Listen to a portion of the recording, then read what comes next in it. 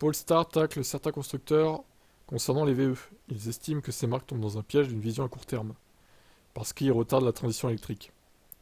C'est bien. Bah écoutez, je suis plutôt d'accord avec monsieur Ingelhat, PDG de Polestar. Depuis son arrivée sur le marché, Polestar propose uniquement des VE. Enfin, des voitures électrifiées. La Polestar 1 était hybride rechargeable, c'est la seule au final. Toutes les autres sont en full élec. L'entreprise, par sa stratégie, ne peut pas faire machine arrière sur l'électrification. Son PDG Thomas Ingelhat pense de toute manière que prendre une telle décision est contre-productif. On a appris notamment que Mercedes comptait fabriquer des voitures thermiques aussi longtemps que possible.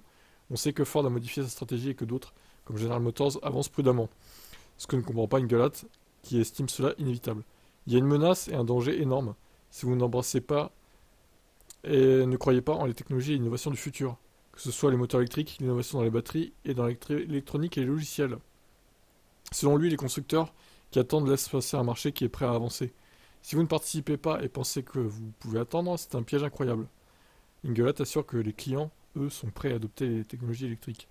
Malgré la séparation entre Volvo et Polestar, Ingelhat est serein pour l'avenir. Geely investit toujours dans la marque, et ça ne retarde en rien les projets de voitures électriques de Polestar. Selon lui, le fait que les autres constructeurs ralentissent est une opportunité incroyable pour Polestar. Et bien que son entreprise ait une stratégie similaire à Tesla, Ingelhat ne pense pas qu'elle soit rivale pour autant.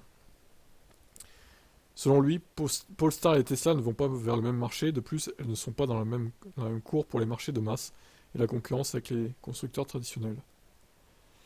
Ouais, c'est sûr que Polestar, c'est pas la masse, hein, c'est plus élitiste, quoi, c'est plus cher. Globalement, c'est mieux fini et tout. Donc, ouais, c'est pas pas le même marché, tout simplement, pas la même clientèle.